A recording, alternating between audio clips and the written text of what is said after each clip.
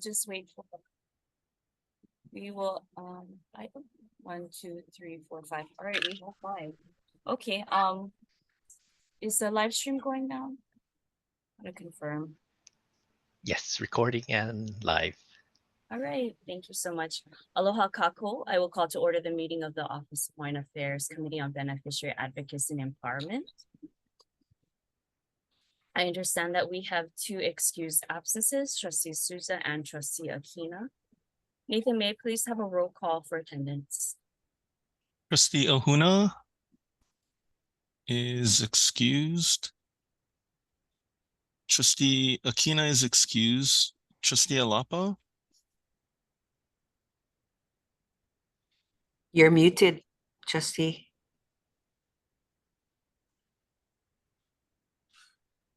Trustee Galutario? Here.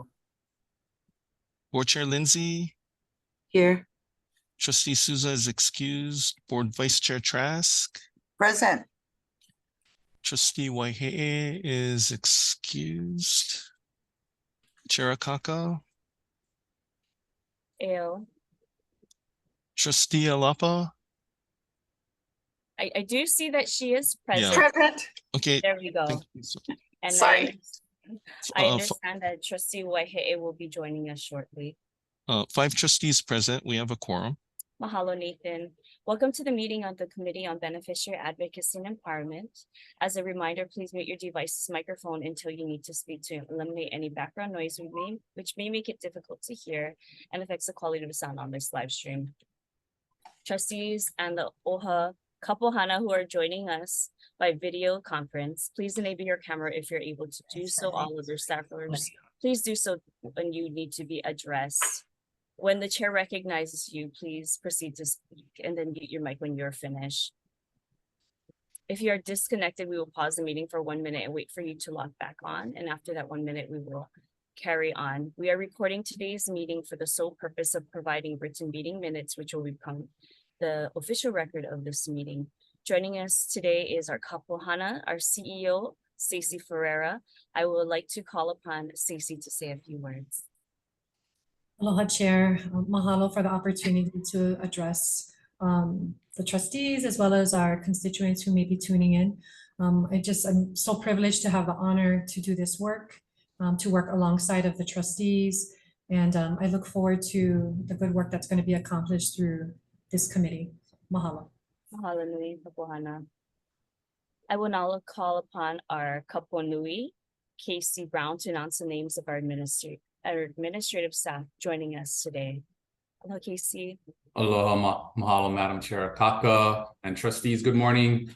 On with us from administration for this meeting is Interim General Counsel Everett Ota, our Chief Financial Officer Ramona Hink, and we have our public policy folks here. So our public policy manager Zuri Aki, and we have public policy advocate Kili'i Nixon. Mahalo, Madam Chair. Back over Mahalo, to you. Kapo Nui. All right, we will now proceed on to. Oh, I'm sorry, one more. And as usual, we're supported always by our IT. So we have Dan Santos and Arlene Aguinaldo. Awesome, thank you, Casey. We will now proceed on to Roman numeral number 2 under new business section A. Nathan, are there any testifiers on this item? Yes, Chair. We have 1 testifier, Jermaine Myers. The committee calls on Jermaine Myers. You. Aloha, Jermaine. Aloha, Chair. Can you hear me? Yes, we can hear you clearly. Okay. Mahalo. Aloha, Chair Akaka, trustees, administration, staff, and Lahui. My name is Jermaine Myers. I'm a beneficiary for Beneficiary Advocacy and Empowerment. I'm also a Nanakuli Hawaiian Homestead lessee. I'm here today to share my data, views, and arguments regarding today's agenda items, 2023 legislative recap and 2024 legislative update. The administration presentation uploaded in today's meeting documents begins with slides outlining our advocacy strategy, the University of Hawaiian Affairs, and an education campaign strategies. As a beneficiary, I'm looking forward to see and hear how administration will administer within their 2024 legislative proposal OHA's 15-year strategic plan and how it will execute the strategic plan's 3 foundations: family, culture, land, and water, its 4 focus directions: education, health, quality housing, and economic stability, which are further defined into 8 strategies and 26 strategic outcomes. I shared with our new CEO by email this morning the community concerns I shared 3 months ago at OHA's board meeting on August 17, that I came into contact with a gaming proposal to OHA by the California-based Morongo Band of Mission Indians tribe. Gaming was never included in OHA's strategic plan, its foundation, direction, strategies, or strategic outcomes, and that each of the 4 focus directions need sufficient time, efforts, monies, and resources. Administration's presentation does include a resolution proposal titled Culturally Appropriate. The proposal would urge OHA to develop a report on the scope of what it means to be culturally appropriate across every major sector: education, healthcare, housing, economic development, etc. It further proposes OHA amplifies and elevate Native Hawaiian voices and perspectives in policy and governance. I appreciate administration's proposal to amplify and elevate my voice and the voices of other Native Hawaiians in regards to policy and governance. Another proposal titled Rural Resiliency Strategies is also included in administration's presentation. As I've shared, I'm a lessee of the rural community Nanakuli Hawaiian Homestead. Every month this year, I've participated with a group of leaders in Wainaimoku that's been working with the city's DPP to update our 10-year Waianae Sustainable Communities Plan, which identifies and addresses various elements in our Wainaimoku. Tonight, we have a workshop from 5 o'clock to 7:30 p.m. to continue dialogue on these important elements. Separately, on October 24th, myself and 5 other Wainaimoku community leaders attended an invitation-only meeting and site tour with the Army and Navy leadership and staff, along with state and city officials, to discuss and update an MOU between the Army, Navy, and the state to use Kole Kole Pass for emergency response vehicles to get to the Wainaimoku communities should access be blocked on Farrington Highway, but also the possibilities of residents of Wainaimoku to use Kole Kole Pass for life-saving emergencies during a disaster, natural or man-made. Wainaimoku has the highest concentration of Native Hawaiians in the world.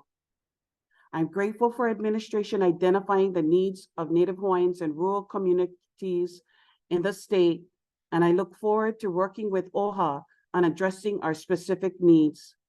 Kia kuapu, God bless all of you. Mahalo, Jermaine. Thank you. Are there any other testifiers on this agenda item? Chair Akaka, there are no other testifiers on this item. Mahalo, Nathan. I also wanted to let you all know that an updated presentation was sent earlier this morning from Public Policy, and that has been distributed out following the start of this meeting. And with that, I will hand this on to our Kapunui to start us off with this agenda item. Thank you. Mahalo again, Madam Chair. And just to note, the only changes to the deck is to add pictures of the staff and to add strategic directions, just to label for our proposed measures, how they align. So there's no material change to the decks. So mahalo, Madam Chair. So we're gonna get started, and to take us through this material, I'm gonna introduce Zuri, and he has his public policy team with him as well. And I wanna also mention to trustees and to everyone listening that Zuri, Aki, and the public policy team were instrumental in getting us through last session. Of course, we miss our prior chief advocate, Captain Poe, who was also instrumental. But without Zuri and the public policy team and without Zuri's leadership, we would have stumbled through session. We may not have made it through covering all of the bills that we did. So really, really want to congratulate Zuri and hats off to him. And now I think it's time to unleash him and bring him forward, and you'll see him start to present and handle the matrices going forward as we move through this upcoming lead session. So please, everybody, welcome Zuri and the public Mahalo, policy Zuri. team. Yeah. Aloha. Aloha. Okay, Zuri, all yours. Aloha Chair, Chair Hulu, members of the board, aloha mai kako, mai ka lahiki a ka lakau, mai ka ho'oku'i a ka halawai. I'm going to do a little intro, being very mindful of your time here, and I'm going to try to breeze through this whole process. But please bear with me. And if you, at any time you have any questions, please stop me. I'll take you right to it. I'll have one of my advocates, Kelly Nixon, share the slide deck right now.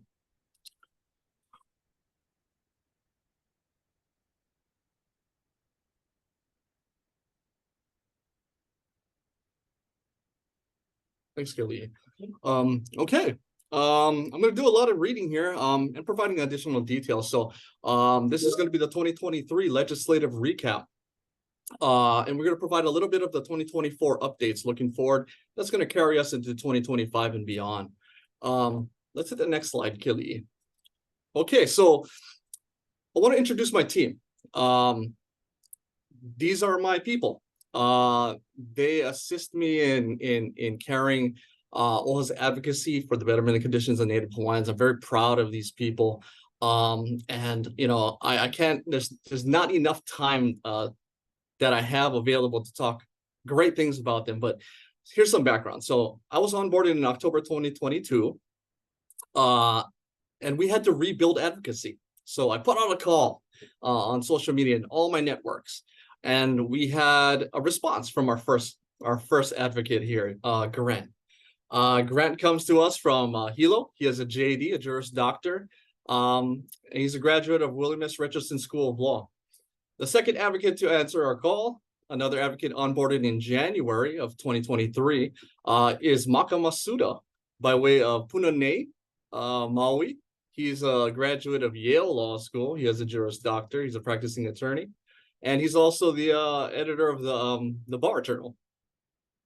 I think I got that right. And our final advocate that was onboarded in March of 2023 is Kelly Nixon. He comes to us by way of Honouliuli.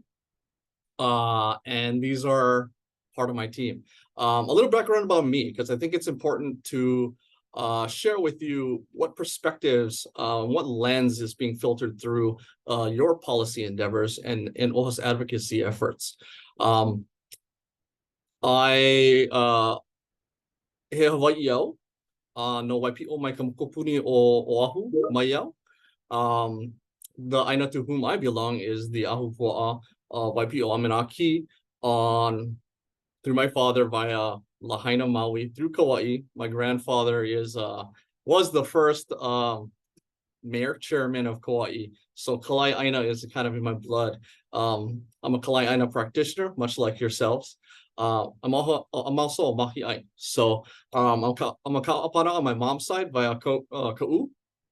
And having grown up Kanaka Maoli with that perspective, I carry that in everything we do, and to hold up your own policy and our advocacy efforts. Kelly, let's get the next slide. This is a little background information, a little historical context here. I love this picture. My guys are probably getting sick of it. This was taken by Ian Lind, circa 1976, right?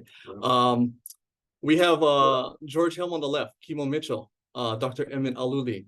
And over on the far right, we have Uncle Walter Riddy looking as shredded as ever. Right there in the middle is our very own Maka Masuda, looking very very young, he says. We just wanted to share this with you. I love this picture. It's in my office. Let's hit the next slide. This is a little structural overview. A little bit back, one back. Oh, okay. Are we missing that slide? I think we're missing a slide. Allow me to share it. I think it's another important slide that we have. Yeah, it's the slide with your photos. Right.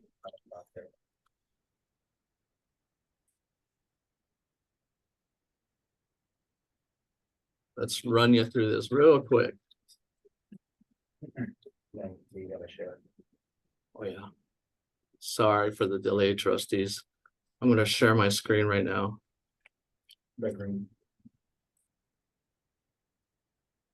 And just click on a problem.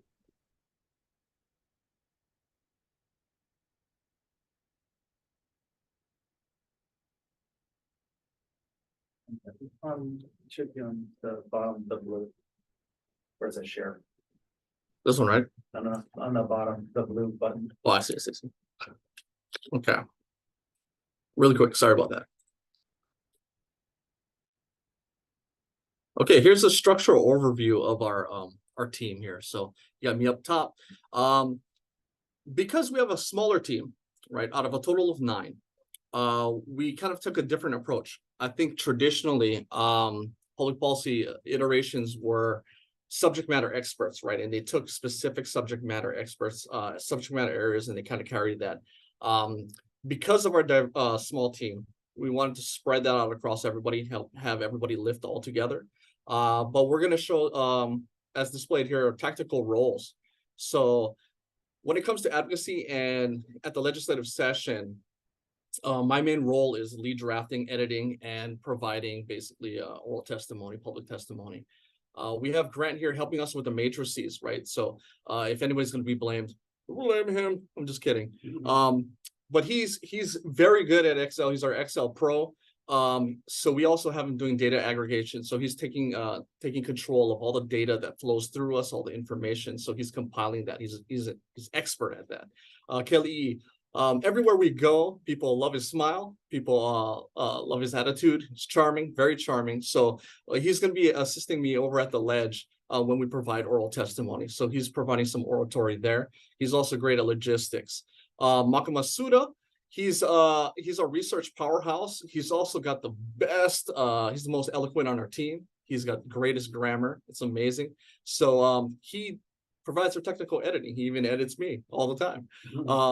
So I just wanted to share that slide, and then we'll return you to Keli'i's presentation, which I think is he's got. Okay. You gotta stop share. Go to the right button. Yep, gotcha. Okay, thank you for Before that. you continue, Zuri, I see that our trustee Trask has her hand up. Would you like to say anything, trustee Trask?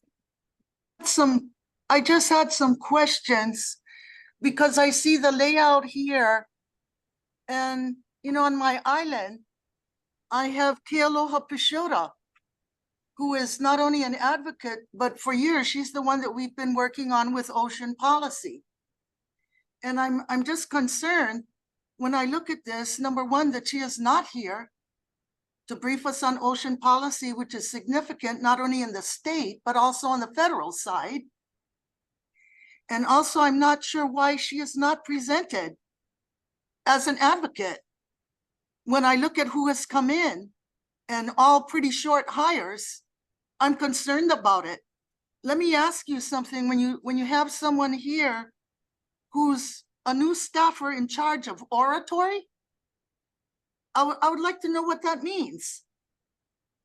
In terms of staffers short-term that have just been here, who reviews the testimony you present? And why is it that you presume that you and a team of these 3, and the only one I know is Mel Matsuda, and he's online. But I don't know where the review of your executive team is with regards to the trustees. I was concerned last session, we see testimony going in, nobody even saw it, and the perspective that was put forward did not represent my island.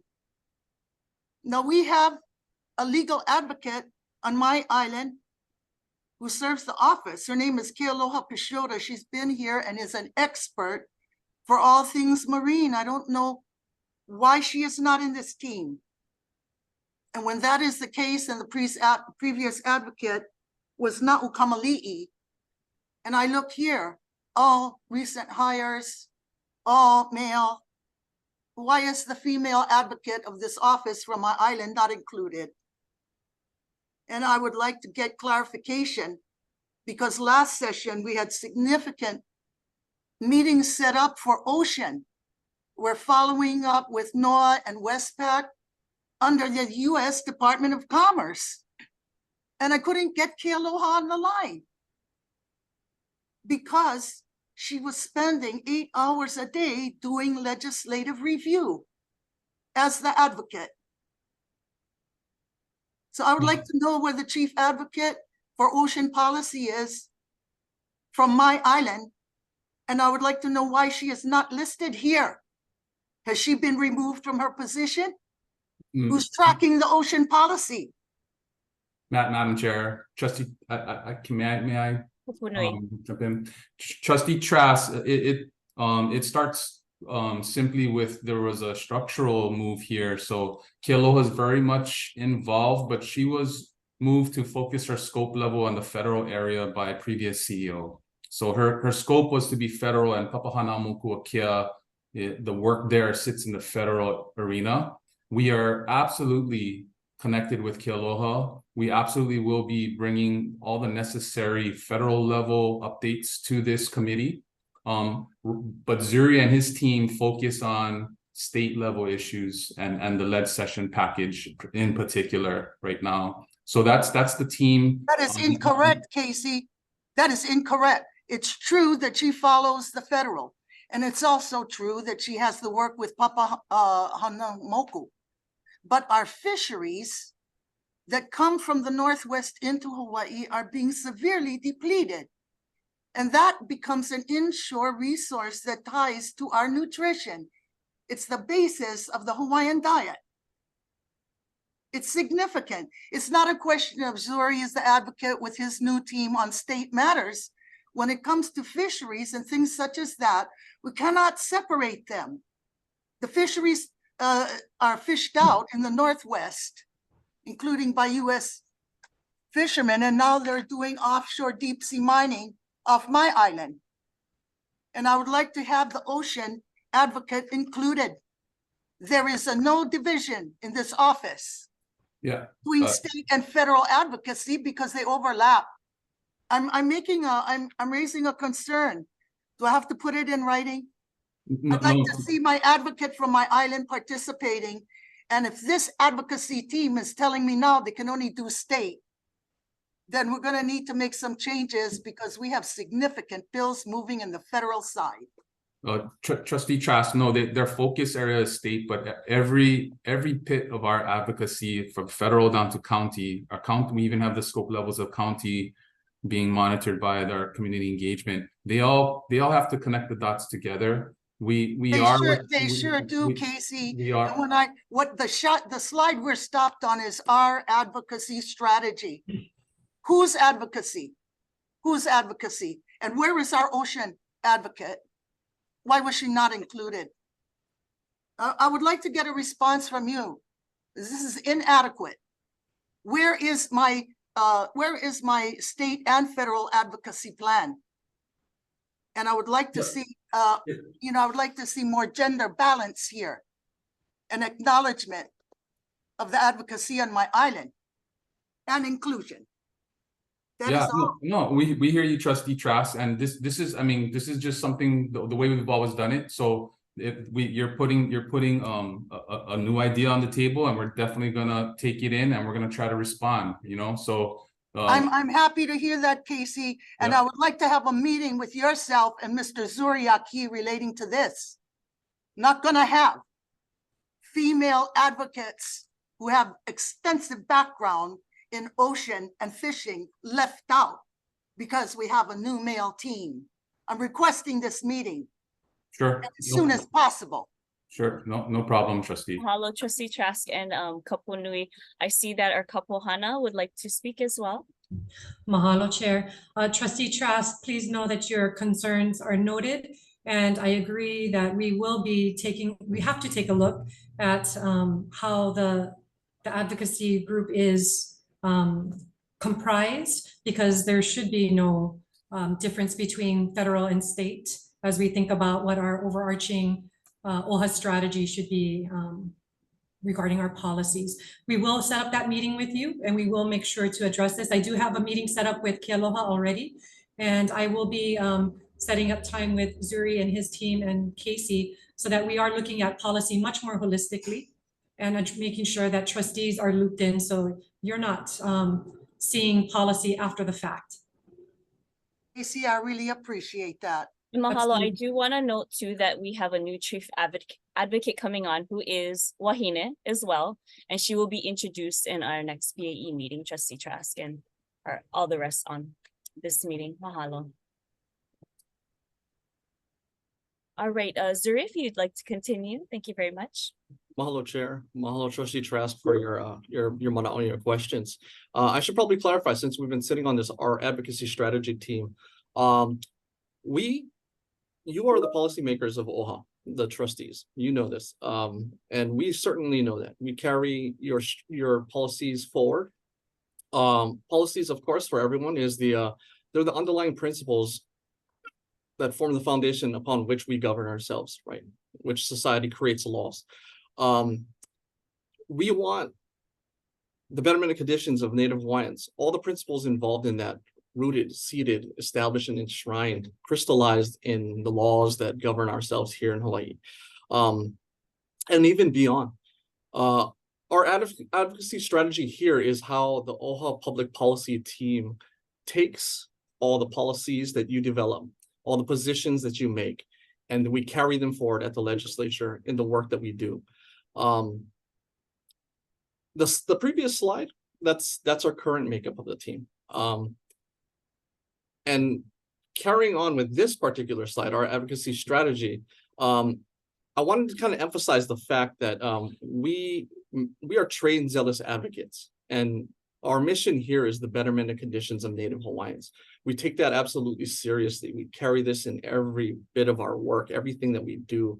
For me, I'm Kanaka Mole, I'm a beneficiary of OHA. For me, the work doesn't ever stop, right? I don't ever switch off being Native Hawaiian, and that's part of my zealous advocacy. So moving forward in how we approach every situation in our advocacy efforts, beyond zealous advocacy, or a part of it, we want to reestablish OHA's presence. OHA's presence as the principal public agency in the state responsible for Native Hawaiians that ever seeks the betterment of conditions of Native Hawaiians. We want to elevate OHA's responsiveness. OHA has been very responsive. We can always achieve better, and that's kind of where we're at. We always strive for better, right? We always seek the summit. So we want to elevate OHA's responsiveness, and by doing that, we'll get into the details of that and how we actually approach that. We want to champion Native Hawaiian perspectives and voices. We want to amplify those voices. We know that our own community, our own Native Hawaiian community, the general Lahui, is so diverse, and every community is unique in their own right. And we want to take those perspectives. We want to envelop them into our analysis, into our narratives, and we want to champion them. We want to elevate them, and we want these communities to speak for themselves. We also want to advocate from a cultural perspective. So prior to me coming on board as the public policy manager, I also served as an OHA public policy advocate. I didn't often see cultural perspectives rooted in the testimonies that we delivered, we produced. Maybe a little bit of a missed opportunity. This is something I've always kept in the back of my mind moving forward. We have to share these because these are the principles that end up becoming laws, right? They have to understand that ike. And so we always want to advocate for the future while never losing sight of the past, right? This is we've been taught these lessons, nana ike kumu, right? The knowledge of our kupuna at play here. Let's try to get the next slide, Kili.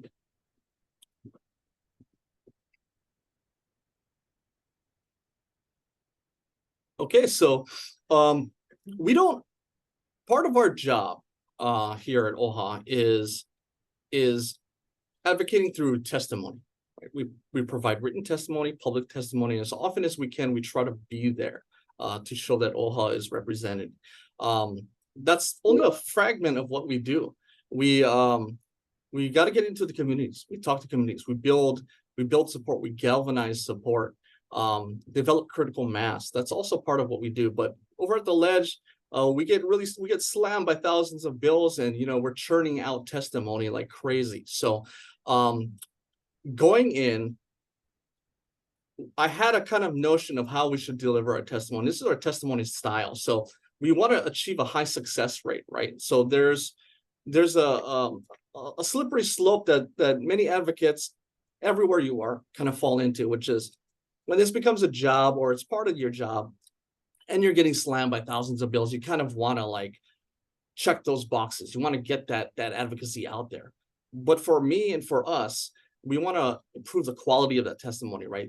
Every single thing that we submit on your behalf has to land. It has to have a high success rate. And the way we do this is we call this the thunder and the lightning approach. So we want to bring some thunder. We always emphasize the trust obligation owed by Native Hawaiians. We want all policymakers to always know that they're running here with some trust obligations that Native Hawaiians deserve, right? And they should be held accountable to that. Part of the thunder is always reminding the historical injustices have never been made right, and they continue to our ongoing detriment, right? It's not water under a bridge and we should forget about the past. It's the past continues to affect all of us today. It continues, and until it's resolved, these issues are going to continue to exacerbate. So we want to remind them that the past is still here. Our lightning approach. We always invoke Ike Hawaii, Hawaiian knowledge. We welcome the kupuna to advocate alongside us. We bring them with us. We bring their voices with us. We want them to be a presence when we're delivering this advocacy. Also part of the lightning approach, we want to speak from our na'o, from person to person. We want our testimony to be persuasive, right? We want it to be successful. So rather than throwing out some kind of sterile legalese, I want to emphasize that we do keep the legal fortification in there, but we also want to speak with some persuasion. We carry things like ku'ikiaki. We advocate proudly, right? We're holding the banner of the Office of Hawaiian Affairs. It means something. We should be proud of that. This is the premier organization championing Native Hawaiian betterment, right? So we walk in there with pride. We can't hold our heads low, right? This is a thing that maybe in the past we've kind of tiptoed around, but we want to maintain our integrity in doing it. We want to represent best, and that's kind of our testimony style here. Let's get the next slide, Kelly. Okay, some stats. Really briefly, there's a bunch of NAs right there in the middle of the list. That's only because we haven't been able to disaggregate the data from previous teams yet. We're working on it. It's a mountain of an issue. But our 2023 team, we tracked a total of 890. Now we're going into the second biennium, so this number is likely to double or even more than that, right? We provided testimony and support on 99, 43 support with amendments. We commented on 80. We opposed 31. Please also note the team size, right? So I think we did pretty good. I think there's also room for us to be more accountable, more representative, and we'll shoot for that in 2024 legislative session. Okay, Kaylee, let's get the next slide up. Some challenges, as we previously mentioned, we're rebuilding. We're getting there. We're getting back on our feet. We're learning from little mistakes that we made in the past or deficiencies, and we're ever evolving, and we're driven to do our best. We're also noting that there's an external confusion out there between OHA and DHHL, sometimes CNHA. We've been asked when organizations like CNHA take a position, OHA maybe taking some other position, who should we listen to, right? And these are coming from members of Hui. So part of this is we got to do an educational campaign. We got to let them know, policymakers, community members know what OHA's function is, what OHA's primary function is. And that's something that will help us in our advocacy efforts. But that's a major challenge that we're noticing even at the ledge. Who should listen to, and who's speaking for Native Hawaiians. We also need to. If you could just pause, I see that we have Trustee Galataria and then Trustee Alapa that would like to say Mahalo, something. Chair. Thank you. Mahalo for your work, Zoe, and the team. In the last slide, you had in support of, is supporting with amendments, comments. So what, in your opinion, what is the most glaring opposition that we had in terms of bill? Give us specific for opposition. Thank you, Chair. Thank you, Trustee Galataria.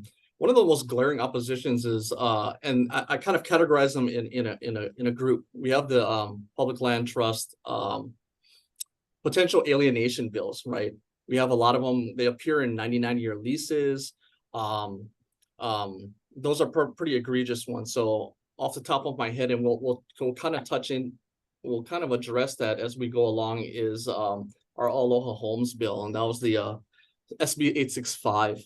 That was a big opposition bill for us. It's long-term leases associated with that, and we know from history that these long-term leases ultimately lead to the alienation of public land trust lands, right? And that impacts OHA's income and proceeds from the ceded lands. How effective was your opposition testimony? Did it kill the bill?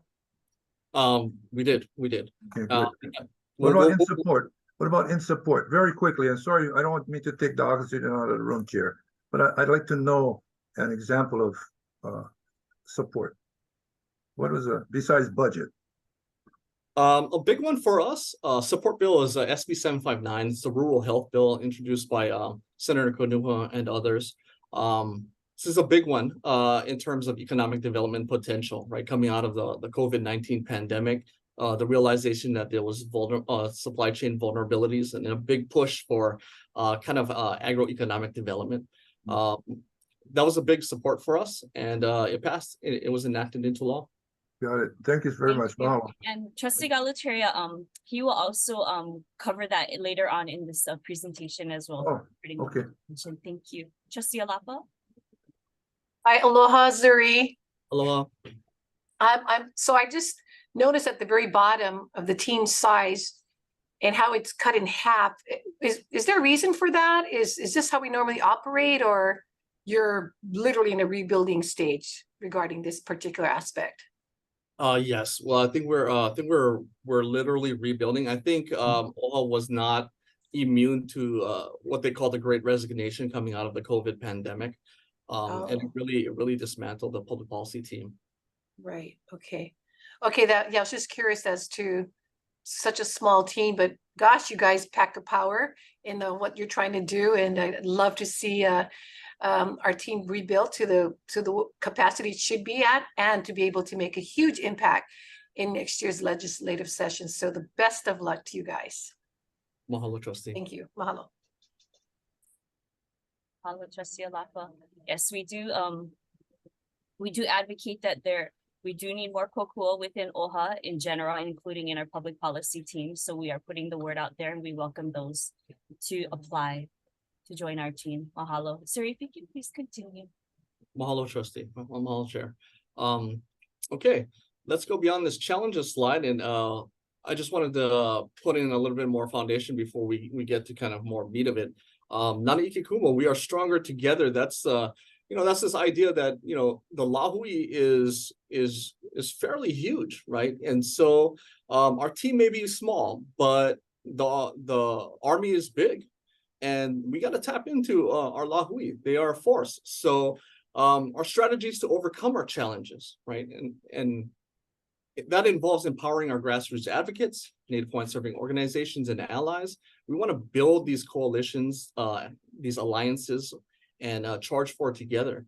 We also want to develop working and trusted relationships with policymakers.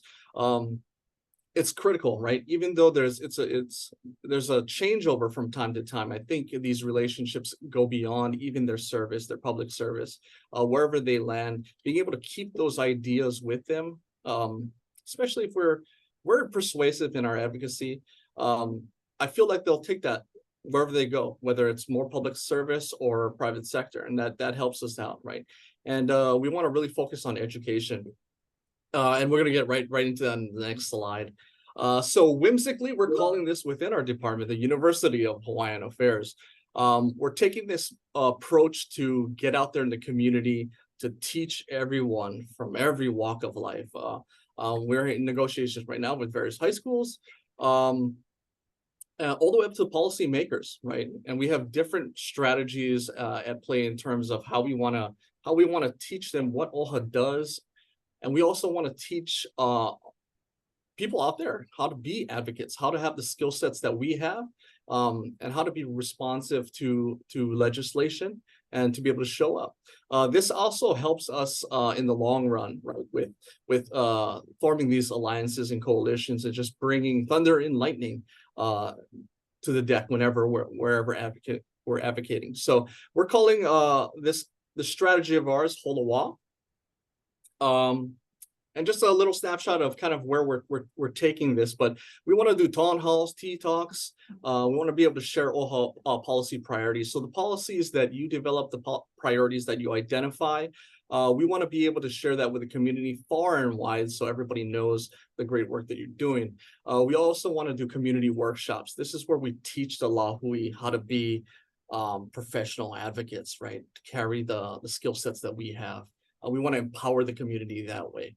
We also want to engage more on social media, including doing podcasts if possible, being able to provide additional insight into legislative issues, bills. I think that would be just monumental in terms of just educating people and garnering interest on these particular issues. We want to do an OHA advocacy hub, right? We're calling it Kukulu Hanu. We want to be kind of a one-stop shop for all issues, all advocacy awareness issues, right? If we could just have one central hub where people can click into and get all the information they need on a particular subject area or a bill coming through, I mean, this would be a powerful tool, powerful mechanism. And I think OHA is the perfect place to launch this thing. We also want to create, ultimately in the end, we want to shoot for maybe an annual Native Hawaiian or OHA Advocacy Summit where we bring every advocate to the table in an event where we can kind of capture them and then talk to them about what OHA does and what our strategies are. Imagine every advocate in the state, right? No matter what department you're at or what walk of life, having that knowledge and being able to take that to wherever they go. It would be a powerful thing, but that's a lofty goal, an ambitious one, and we're kind of shooting for that eventually at some point in time. Okay, Kaylee, so let's get to the 2023 legislative highlights. And thank you, Trustee Galutera, for asking these questions earlier. We're going to revisit them in a little bit more detail. So everybody's concerned, OHA 1, this is the only bill that we introduced as part of our package. This was our budget bill. Some highlights on this. So this was enacted. We requested originally $3 million. We got that in the end. I want to note the amendments to HB 133 HD 1 SD2 at WAM. Chair Dela Cruz at the time, he bumped this up to 87 million in appropriations, right? This accounted for 65 million for bulkhead repairs over in Hakuone, 6 million for the EIS, and 13 million for Kukani local. Unfortunately, the House reverted this, not a disagreement between House and Senate versions over in conference, reverted the original language back to 3 million. And that was what ultimately passed, was enacted. Okay, the next big one is the SB 736. That's the Hakuone. We're all aware of what kind of went down with this one. So this was it was stifled because it wasn't heard by WAM and Judiciary over in the Senate. This would obviously provide the legal mechanism to enable OHA to create a cultural oasis, invest in Native Hawaiian intellectual capital and innovation, and integrate a planned community that benefits the needs of the people of Hawaii. For this to move forward, it would require a hearing before WAM and JDC in the 2024 legislative session. And of course, please note the strategic direction that this particular advocacy effort carries: quality housing, economic stability. As previously mentioned, SB 865. So this was a pretty popular proposal by Senator Chang. Although Holmes got a lot of media attention, There were a lot of flaws associated with this particular measure, including potential disposition and alienation of public land trust lands. So what we do is, as part of our style, we usually go in with what we're calling a little soft hammer, right? A soft hammer is we don't want to offend, but we do want to make it a point to say that this doesn't agree with our own mission and our own interest. So we oppose this bill. It was a pretty lengthy testimony, one of our longer ones, more developed ones. And as previously mentioned, it was essentially killed. It was gutted by the House and was turned into a 99-year lease pilot program. Now, for me, 99-year leases is still triggering, so we didn't want to come out swinging and opposing the House gut, right, and replace. We wanted to kind of thank the House for taking our comments into consideration. But at the same time, we wanted to let them know that we still have concerns with the 99-year lease and the potential for alienation of public land trust lands. So we asked them to exempt all ceded lands, and they did. So the House accepted that amendment. This was enacted as Act 97. So we don't have to worry about this resurfacing in 2024. So even though 99-year leases kind of is a bad thing, they did amend and provided an exception. So we're out of there. Right. So this is a success for us.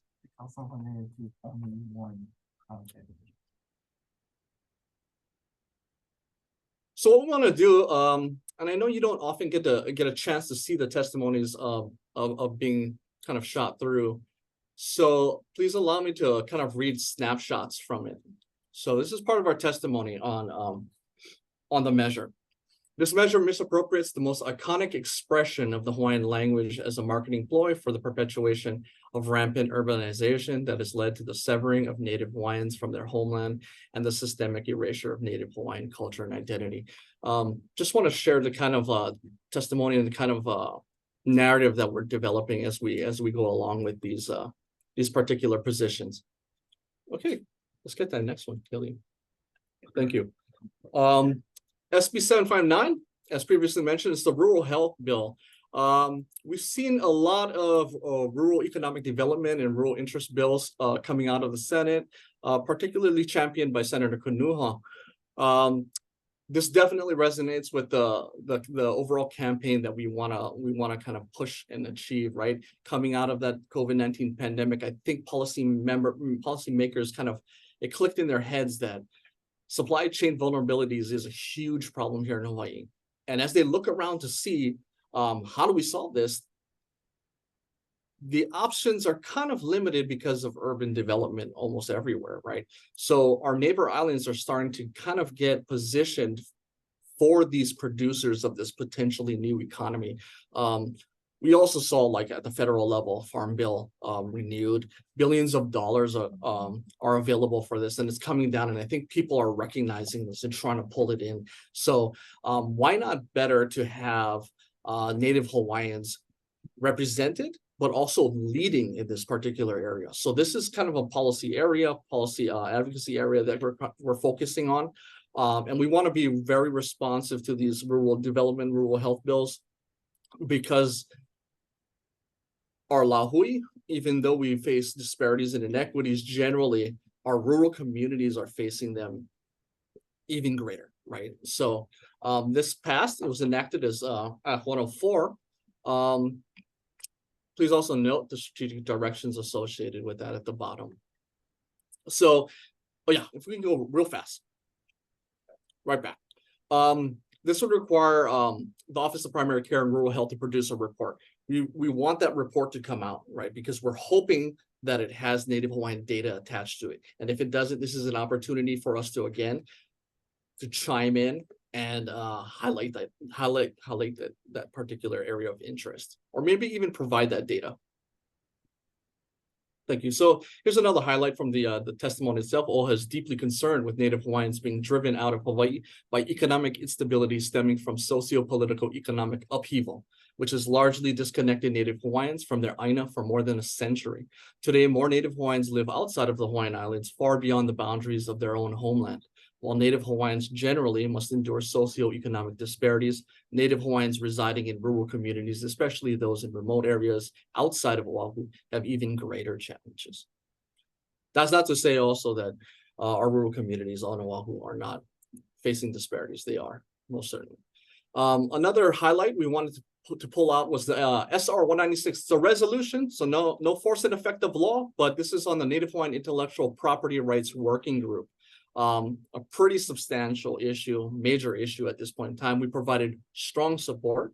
The resolution passed and it was submitted to the governor. So where it's at right now, the resolution itself calls for 9 different organizations, OHA is one of them, to recommend a list of candidates who could sit in this working group. The selectees will be the governor, Speaker of the House, and the President of the Senate. I believe letters have been sent out to all 3 entities to convene this group. As we move forward in this, and I hope those 3 entities do choose, there's going to be potential funding concerns, right? There's no money behind this, obviously. This may be an area for OHA to champion, to step into. I believe every single one of the organizations listed carry that mana'o that they also feel that OHA should provide support. So that's kind of where we're at right now. And we'll provide you with updates as they come along. Okay, and here's our testimony associated with that. State of Hawaii, on the condition of its admission to the Union, was obligated with an extra duty of care to the Native Hawaiian people as a result of these historical injustices. The state reinforced that extra duty of care for the betterment of conditions of Native Hawaiians by enshrining this founding principle within the Hawaii State Constitution. The state has continuously acknowledged this extra duty of care to the Native Hawaiian people through additional statutory obligations vested in OHA and in recognition of Native Hawaiians as the only indigenous Aboriginal and Maoli people of Hawaii. Our next highlight is HB 1128, support for Native speakers of Olelo Hawaii. This did not pass, so this is one of the highlights that didn't pass, but we have 2024 to continue to advocate for this. So this gives specifically support services for Olelo speakers on Ni'ihau. So Olelo Hawaii, Olelo Makuahine. This would preserve and protect the intact regionally rooted Native Hawaiian culture and practices. So this kind of runs tandem with our interest in preserving rural communities, elevating rural communities, because we see them kind of as the last bastions of really intact Native Hawaiian traditional cultural practices, customary practices, still rooted in Aina. So a little highlight from this one. This one's kind of pulled out and highlighted because we also want to normalize Olelo Makuahine, Olelo Hawaii. So we try to incorporate that in our testimony as often as possible. So please bear with me as I kind of go through this. Iko lelo no ke ola, iko lelo no ka make, ua olelo ia ke ia olelo no e au kaulana i ka wā kahiko, no ke kā lele mana'o ai, a no ke kuhi ana, he mea ko'i loa ka olelo. I ke ia maola, aia ke kauna no ke ia, I kupu mai nā hana kau like ole, me nā pona ole, ma o ka pai ha'akei ili I ha'akoi I ke ola o kanaka mali I nā la apau. Ua pāpā kana wai I ka olelo Hawaii, e ho'opau wai I ka piko'u Hawaii, a ole e hana ho'oana I ua mau ho'oma ino la. Such atrocities shall never happen again. And we kind of want to support Olelo Makuahine, Olelo Hawaii. We want our legislators to see that often, and we want to normalize Olelo. So that's a highlight for us here. Another highlight, SB 755, disability health disparity. So one of our major campaign focus areas right now is on intellectual and developmental disabilities. We're finding that this is a gap area, that we don't have services, services are slim. And the state of Hawaii is still one of those states that isn't at the forefront of addressing the needs in the disabilities community, especially the IDD community. And as you can imagine, Native Hawaiians always facing these kinds of disparities and inequities are overrepresented among those in IDD community, right? So we see this coming out of education, health generally, education mostly coming out of special education. So we know this is happening. We don't have the data. We're collecting that up. We're collecting mountains of it. We're convening an internal working group here in public policy, bringing our beneficiaries and our beneficiary serving organizations to the table to discuss this. So we want it to be very representative here in this area, providing strong support. For this to puka, for this to continue on, it needs to go to conference. Thank you. And here's our part of our testimony associated with one of the greatest fears that a parent can have will always be for the health, safety, and well-being of their children. For a parent with a child with a disability, that fear can become crushingly debilitating in the face of seemingly insurmountable barriers that they must overcome. Barriers that disparately impact their financial stability, personal health, and overall quality of life. Most importantly, for our people with developmental or intellectual disabilities, our extra aloha, our care, and support will always be needed because of the vulnerabilities they have and the greater challenges they face. Ua loko ike aloha, love gives life within. Again, this is a pullout for we want to speak human to human, heart to heart, na'au to na'au, right? We want very persuasive testimony. We want testimony that's passionate. And so that's an example of that. Mahalo, Zuri. I see that Trustee Trask has a question or comment. Yes, I wanted to ask what the internal working group on public policy is. Mahalo, Chair. Mahalo, Trustee, for that question. We're in the process of convening it. So we have organizations like Apuakea, who was, I believe, a recent recipient, a grant recipient from OHA. They're kind of leading in charge in a particular area regarding IDD for Native Hawaiians, specifically culturally appropriate services and programs. We also have various different individuals from the community, beneficiaries at the table. So we're currently in the process of convening this group. And we've been putting some calls to action and call outs to join this particular working group in various different Kauai Ola issues. I've seen it in the Kauai Ola issue. When I went to take a look to see, I couldn't find an OHA budget appropriation for the internal working group on public policy. Is there a budget implication, or are we pulling funding out to support the work of this new working group? Where's the funding coming from? Mahalo for that question, Trustee. It's really we're taking it directly out of our programmatic budget for public policy. So we've been doing that, and we've also been kind of giving our own love and attention to it, personal love and attention. Can you tell me how much funds were utilized for this by OHA? Currently, no OHA, no programmatic funds have been spent, particularly on this group. Anything that, just to be honest, anything that we have spent so far has come out of my pocket.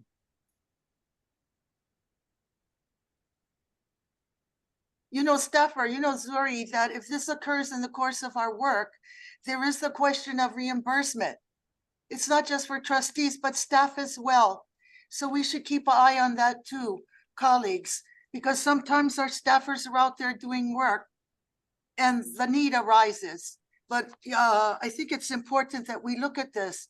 We know there's going to be some budget ramification, but we need to anticipate it so that our own staffers can be reimbursed. Thank you. Mahalo, Trustee Trask. And mahalo, Zuri, for your work on this. Mahalo, Chair. Mahalo, Trustee, for that. Okay, another highlight, SB 295, the Malama Ohana Working Group.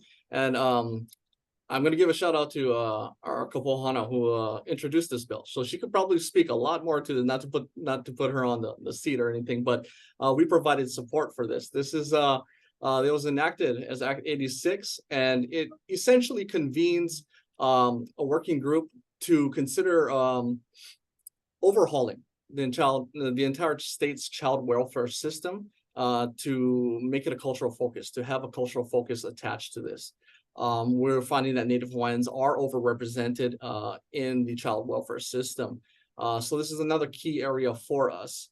I'll probably talk a little bit more about this and in our strategy session, our upcoming session, our updates moving forward for the 2024 session. But this is kind of involved in a greater campaign of public policy and our advocacy efforts to lift the pro rata cap, right? We're trying to identify major areas that Native Hawaiians are overrepresented in, that are running into funding issues across the board. And this provides us an opportunity to do dedicated funding and to even ask for pro rata cap lift and gain support from various different agencies in the process who are asking for financial support in this endeavor. With that said, I'll go right into our 2024 legislative updates. Oh, Zuri, Kalamai, I just want, for sunshine purposes, I just have to ask if there's any testifiers on this item. Nathan, Mark, are there any testifiers on this item? Chair Akaka, there's one testifier for this item. The committee calls Jermaine Meyer.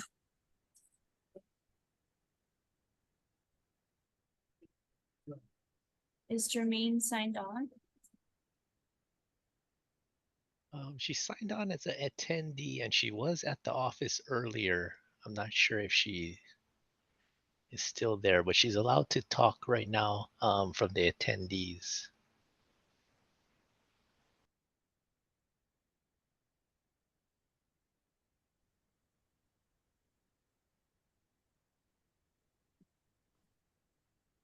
See that she's on. Aloha, Jermaine.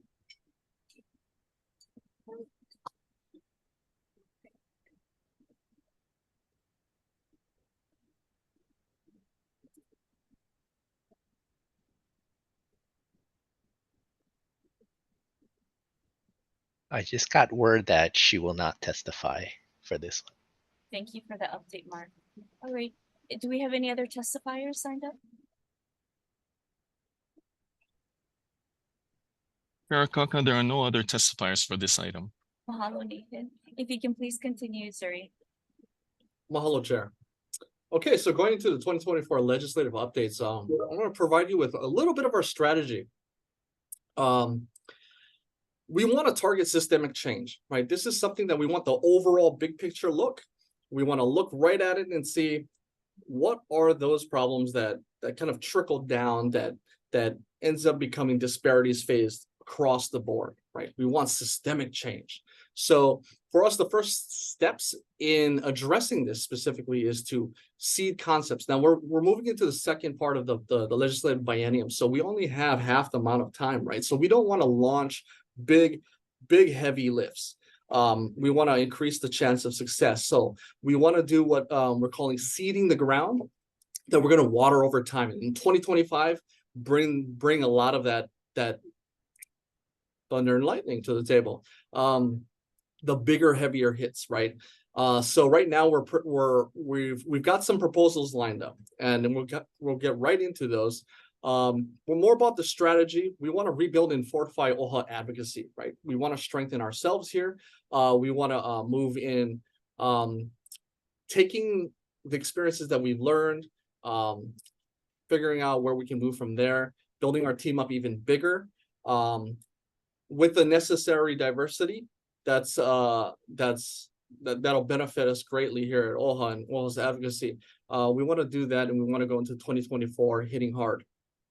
We also want to empower our beneficiary advocates and allies, establish and strengthen collaboration, galvanize monumental support. So a lot of educational opportunities for us in between, building those alliances, getting everybody to the table alongside us. So knowing that we have a smaller team, we want to bring our grassroots advocates out there to the table, make sure that they're on board with everything that's going on, they're updated, we got to be more responsive through advocacy to let them know what's going on to get them to that table. And that's what we want to do going into this 2024 legislative session.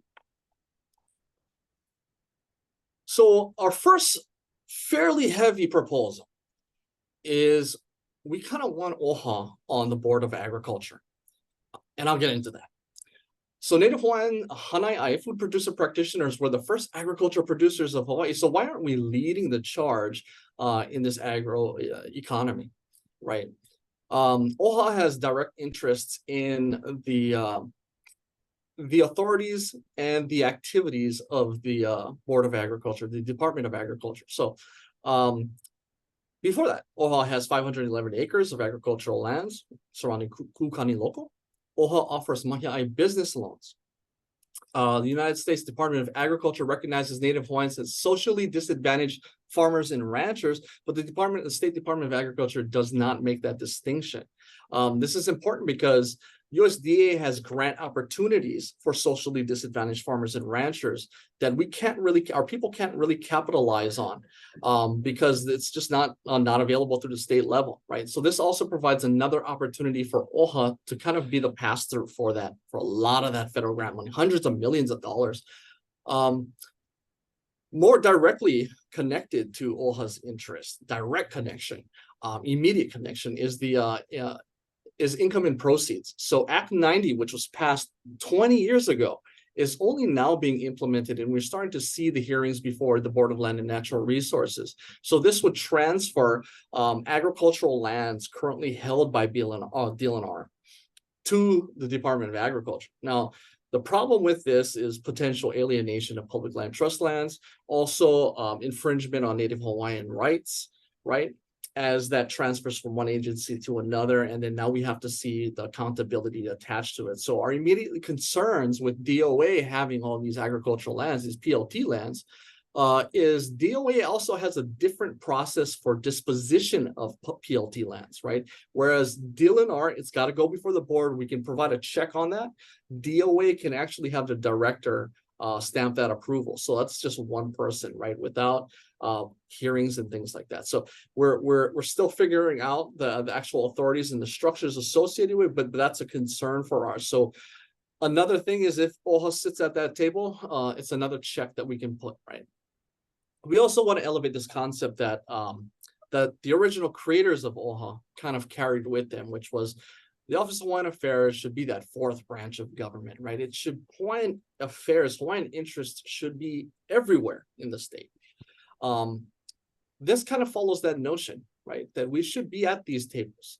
This is an opportunity for OHA to advocate for Native Hawaiians in this sphere. And it's also an economic interest area, a major one that our food producer practitioners can actually capitalize on, right? If we're part of these kinds of discussions.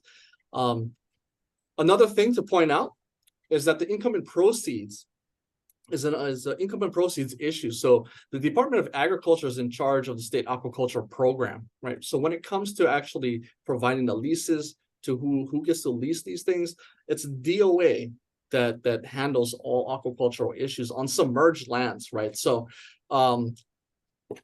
we kind of want to be at that table. We're finding that, you know, our PLT interests are associated with this, and there's accountability issues. So more so we want to be there. Zuri, I also want, before I call on our Board Vice Chair Trask, I also want to put a focus on, as we go forward and we do our testimonies and we advocate regarding our ceded lands, that we gently and in a friendly way, remind them that the state refers to this as the public land trust. However, I think we need to do a gentle reminder that these are formerly Crown, Native Hawaiian Crown and government lands, so that those that are paying attention, those currently and in the future, and those that are at the helm of this are reminded of that. Thank you. Mahalo, trustee. Mahalo, chair. Vice Chair Trask. Hey, sorry, I had wanted to ask you on this. I really support this, putting us on the Board of Agriculture. One of the things that is arising on the Big Island is that the development of geothermal in our state policy is not tied to agriculture and food security. And there's a lot of people who do not understand why that's coming from the Big Island farmers. But what is happening there is that we've looked at the island that will feed the state in the future. When we go off and win our renewable energy, the outcomes show that the Big Island will be the place to develop this food. And this is why I wanted to ask you, Zuri, because we're looking at the lands that OHA has on Oahu. But I'm wondering if you and your team considered this, because there's a call coming from the ag community on the Big Island. And they're saying we're entitled, because of agriculture, to a share, an additional share of funding so that we can set up plants to dry banana, papaya, and mango for our food self-sufficiency. I would like you folks to take a look at it because I think it's tying OHA to food security, and the likely location will be the ceded lands of which we're owners. But this proposal on the OHA Board of Ag, I think, is a really good one. And I don't know if we need to. That was the other thing. I had a few squawks from the legislature last year why the trustees never came down to talk with them. And I just told them it's a big cost to us for Neighbor Island trustees to fly down. We have a good team on Oahu, but this is one I just wanted to flag because this could be a very important one for my island and food self-sufficiency if it's tied to energy, renewable energy. Thank you. Mahalo, Trustee Trask. And I also want to note that we here in Hawaii used to be the food basket of the world, and we do need to put more focus on agriculture and have our people from Kekituku-Puna have a connection of where their food comes from. Mahalo. Siri. Mahalo, Chair. Mahalo, Trustee Trask. I just want to note too that part of our underlying strategy here for this proposal is we want to dive right into food systems, right? And we want to, it's also part of our strategy for our rural resiliency and rural development. We want to empower those communities, right? To be able to have this economic momentum behind them. And so that's the thrust is definitely food systems development oriented. So mahalo for that. Just to round that off, is OHA would be the 11th member, right? It's currently a 10-member board. It's nice to have those odd numbers. And of course, greater and more effective Native Hawaiian representation in agriculture and food systems. Please note the strategic directions encompasses it all. Okay, let's get that next one up. Okay, our rest of proposal. So the rest of our proposals are going to be resolutions. Again, a little lighter lifts, but they're seeds, right? These things will, when watered, they're going to grow. And so we want to propose this reso, this culturally appropriate reso. This is kind of an ambitious task. So this would ultimately urge OHA to develop a report on the scope of what it means to be culturally appropriate across every major sector: education, healthcare, housing, economic development, etc., on and on. We could do this internally for sure. And we've also been working on parts of this, but we also want the legislature to acknowledge its responsibilities in identifying what is culturally appropriate to Native Hawaiians, right? So we want the legislature to urge OHA to do it. If you can imagine the scope of what this task would require, it's huge, right? Because even when we're talking about agricultural practices, the agricultural practices of one ahupua'a right next to its neighboring ahupua'a could be totally different. The culturally appropriate way to address the situation differs and so diverse, but we also want to use this opportunity to celebrate our diversity, to start creating almost a compendium of all of our interests. This would kind of help us get there. This would also provide the guidance to how we address issues, how policymakers at the state, federal, and even county levels should approach various different communities in addressing all of our culturally rooted interests. So this would also provide guidance in, as you can imagine, education. What's culturally appropriate education look like for Native Hawaiians? What does it look like in healthcare? What does it look like in housing? We're definitely running into a housing issue right now, and I think the current model isn't really appropriate to most Native Hawaiians. So we want to change the dialogue. We want to change the narrative. We want our narrative to be the one, right? So that's the idea behind this proposal right here in this resolution. I should also note that this prioritizes our Native Hawaiian knowledge, and it amplifies and elevates the voices of all Native Hawaiian communities. That's the stretch, and that's what we're trying to go for with this. Okay, our next resolution. Rural resiliency strategies. We want to urge state and counties to develop these rural and resilience strategies.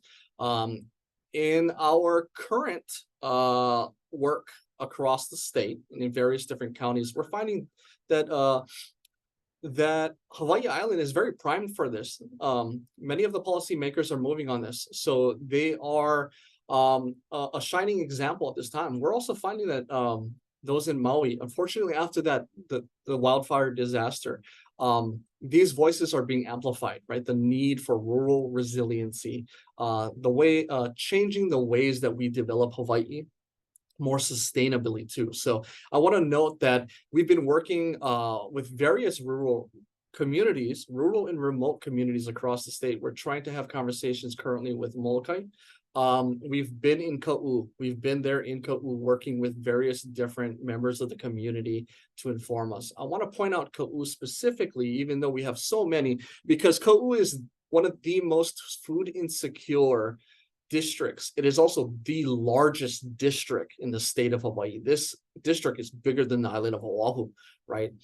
When you have such a huge district, a huge land area, but you're food insecure and you traditionally were producing food, there's a disconnect going on, but we can empower our Native Hawaiian communities in this area. We can uplift their traditional food producer practitioner practices, and we can put them at the forefront of new economic development, the way that these communities want, right? Another part of this rural resiliency strategy is, again, going back to the idea that these communities sometimes are the last bastions of intact Aina-rooted practices, and they're vanishing. Native Hawaiians are facing erasure at an insane rate. We want to be able to have them have opportunities in their districts so they're not vanishing from it, right? And what happens when we vanish? Other communities move in, they change the character of the place. And when the character of the place starts changing, then our cultural resources rooted in those lands, they start becoming increasingly vulnerable to devastation and destruction. So this is also part of our strategy to protect what we have still left, right? And to create this kind of land base and fortification for us to launch out from. And again, as Trustee Trask had pointed out, the state is turning and looking to who's going to be producing, who are the ones who are going to feed everybody in the future. And it's going to be our rural communities that do it. And we don't want any external intervention into these communities to kind of take advantage of them and take them in a direction that is contrary to what they want. Okay. Our next reso is a commitment, urges the state's commitment to individuals and ohana experiencing intellectual and developmental disabilities, right? This is the gap area. We also want to take a culturally appropriate angle.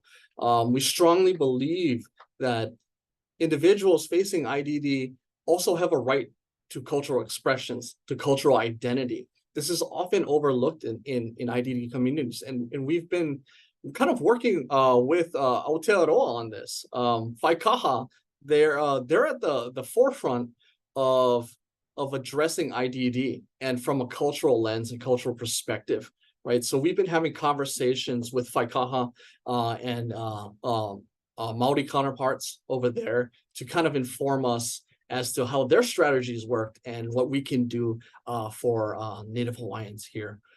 So we want this resolution to kind of urge that state to commit to address the cultural needs, culturally appropriate ways to providing services and programs for our GAP IDD community.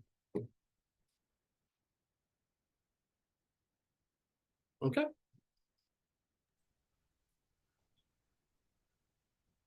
And this is going to be the last slide, of course. And Chair, I think Stacy has something to say. Mahalo. Mahalo, Chair. I just wanted to first off thank Zuri for providing us a list of the proposed bill and resolutions for the upcoming session. I do want to just reassure trustees and specifically Trustee Trask, I will be meeting with Kealoha tomorrow, and she and I will go over any potential ocean policies or anything that's related to Papahana Moku Akea. So be assured that if that's generated in our conversation tomorrow, that will be elevated to trustees for consideration. Mahalo.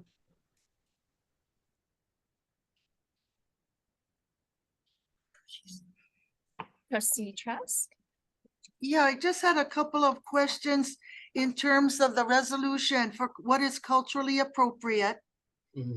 If we pass the resolution, Zuri, do we have a budget implication right there? Some of the resos I can see where the direction is going, but I'm not sure we have the budget in there if the reso passes. That's my question. If some of these resos pass and we have to pick up an outcome, do you anticipate revisiting the budget? You know, I think this is very important and culturally appropriate, but you know, this kind of a report, who would do it and what would be the fiscal impact for the office? Do I have it in the budget? Yeah, Madam Chair. Good. Yeah, Trustee Trask, thank you for, that's a great catch. It's a good point, and we'll take that back and try to, you know, forecast what budget needs might be required. Mahalo. Yeah, I think this is a very important one for us, and I'm thankful to see it. But it's like the second, the rural resiliency. All are good, but you know, sometimes when you throw a reso in and you win, we have to go forward. But I'm not sure. Good resos. I'm just worried about the budget implication if we have it passed. But just keep me posted.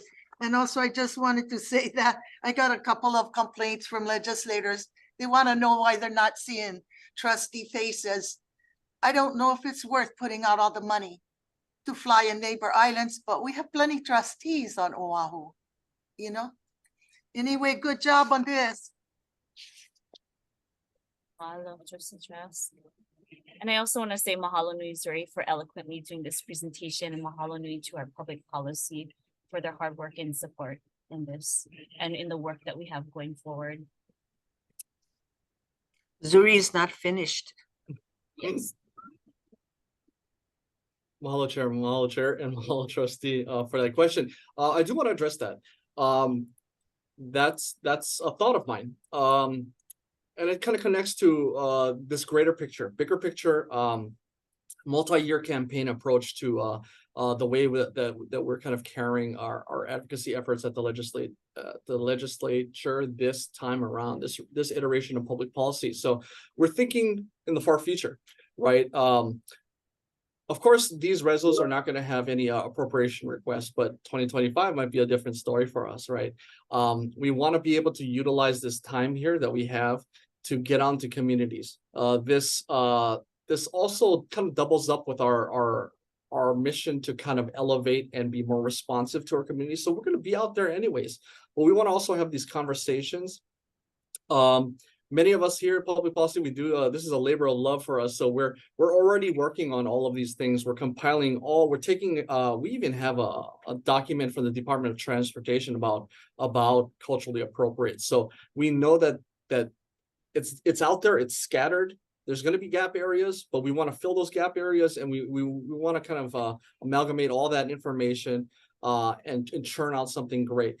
You are absolutely correct. It would be a financial undertaking too, but we want to be able to kind of use 2024 grow our roots into other areas where we can bring in our allies and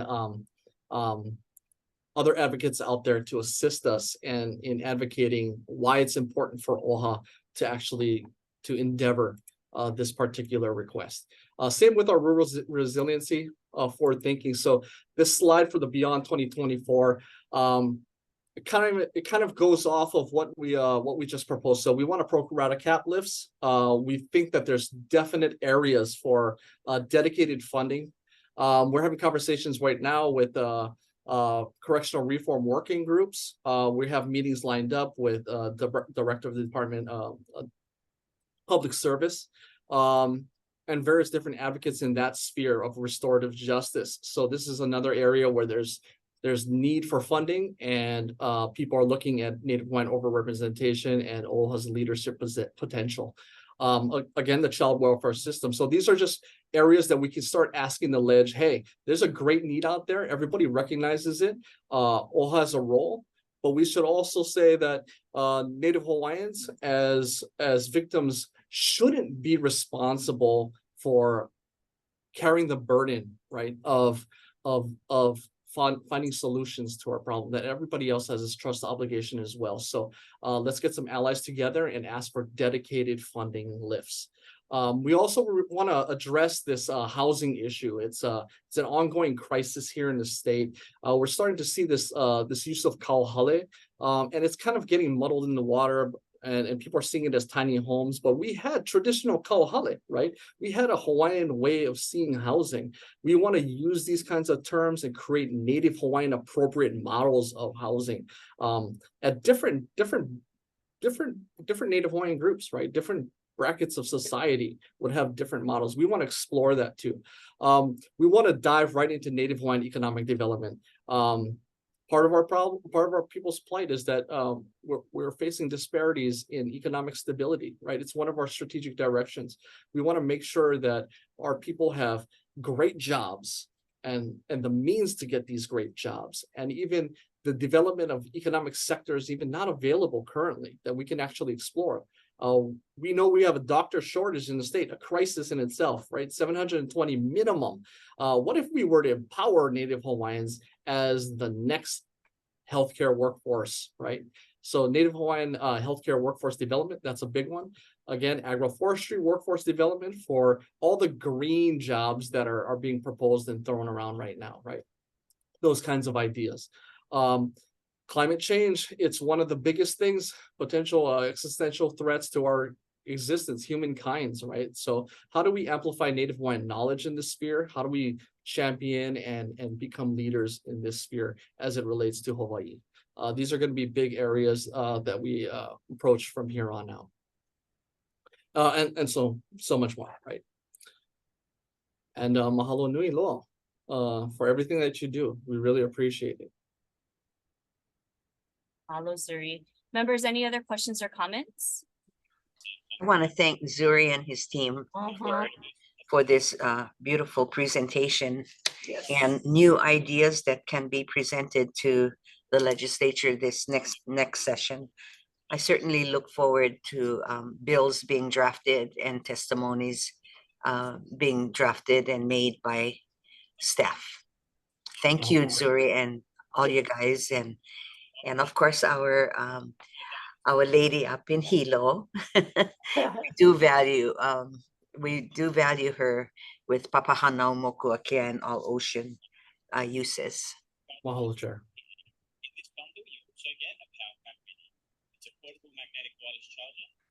Any other questions or comments, members?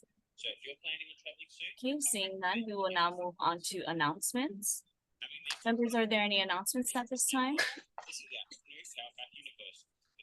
No? Okay, well, I would like to share that we had a very well-attended Oahu Island community meeting, one of 4 here on Oahu, specifically targeting our Hawaiian homesteads areas.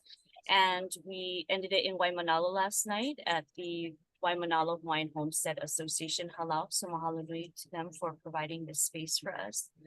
And we had excellent site visits earlier in that day with Malama Honua Public Charter School and Hui Malama and at CTAR to see the work that the children do there in agriculture as well. And we also have the 22nd Annual Native Hawaiian Convention, November 14 through 17, 2023 at the Maui Arts and Cultural Center in Kahului, Maui. I understand that Kapuhana and our board chair and administration will be there. I will be there as well. And it would be a great opportunity for us to further pukapuka with those that have been affected by the wildfires in Maui and how we can collectively further continue our work in this. And I'm also happy to share that OHA is one of the sponsors of this event. I will now entertain a motion to adjourn. So moved. Is there a second? Second. It's been moved and seconded. Any other comments, members? Seeing none, Nathan, can I please have a roll call to adjourn? Trustee Ahuna is excused. Trustee Akina is excused. Trustee Alapa, Aye. Trustee Galutario is excused. He ran away already. Board Yes. Chair Lindsay, Yes. Trustee Souza is excused. Board Vice Chair Trask, Aye.